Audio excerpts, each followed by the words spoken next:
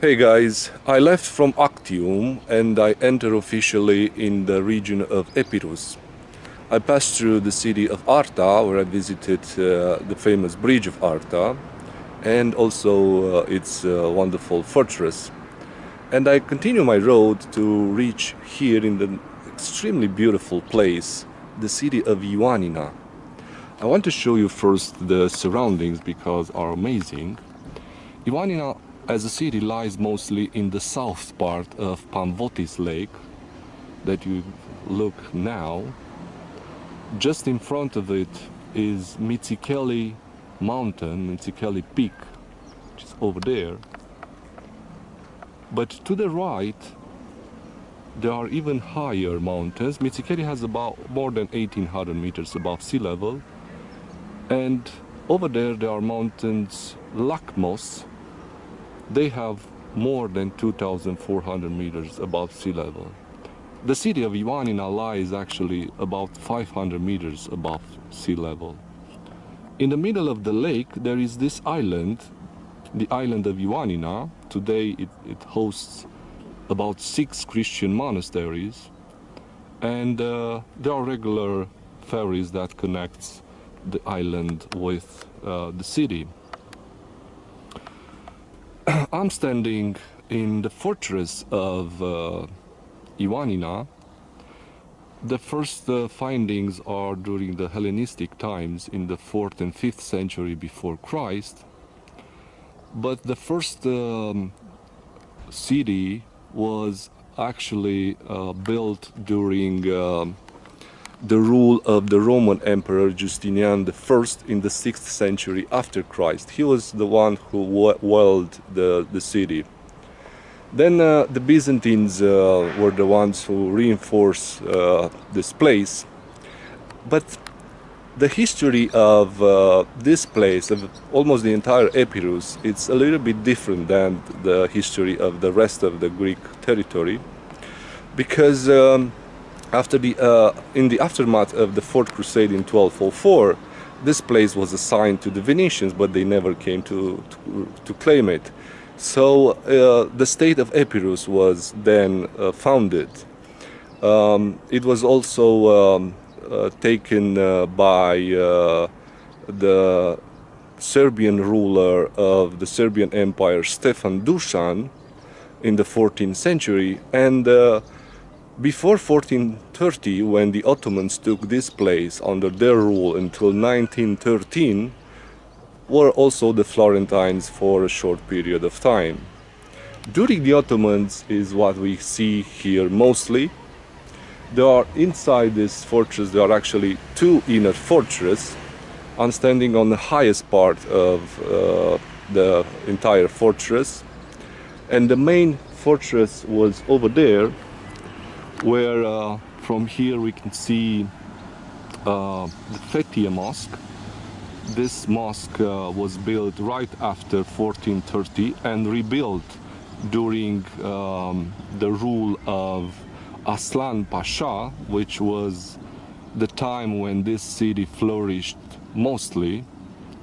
Next to the Fethiye Mosque is the Byzantine museum, and over there it was also the castle of Aslan Pasha. Aslan Pasha was the ruler of this place for a long period of time. There is also a beautiful gate over there. Let's look at it. Actually, as I said, these walls and gates are making the difference of those 2 places that I talked to you earlier. So as I said, during the Aslan Pasha was the peak of this fortress. Here I'm standing in front of Aslan Pasha Mosque. Probably if in 1611 wouldn't have took place a riot of peasants, we would have seen today probably the remains of Saint John the Baptist monastery. Then all rites of the Christians were stopped, and the monastery was demolished in order to build this mosque in 1618. So 7 years after the rebellion, this mosque was finished. Also, the tomb and mausoleum of Aslan Pasha is right here. Today, the mosque holds the Municipal Museum of Ethnography of Ioannina, and I'm really amazed by the fact that both mosques are still having their minarets, because as we have seen all over Greece, all minarets have been turned down. So the city, as you could see it in front, lies mostly to the south of the lake of Pamvotis. And right here next to Aslan Mosque, there was a maîtresse, or a seminary. Also behind it and lower are the remains of a Turkish bath and also an Ottoman library. Over there in the distance, there is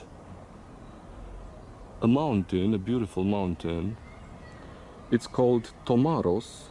It has almost 2,000 meters high. And in front of it, at about 15 kilometers from here, is the famous ancient place of Dodona. Dodona was a place where it used to be the oracle of Dodona. Something similar with the oracle of Delphi, but not that famous as Delphi. So here is Ioannina city.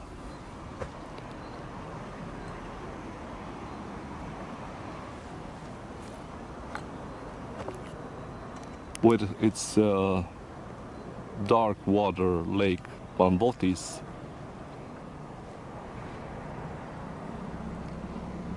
Mitsikali Peak, Mitsikeli, the island of Ioannina,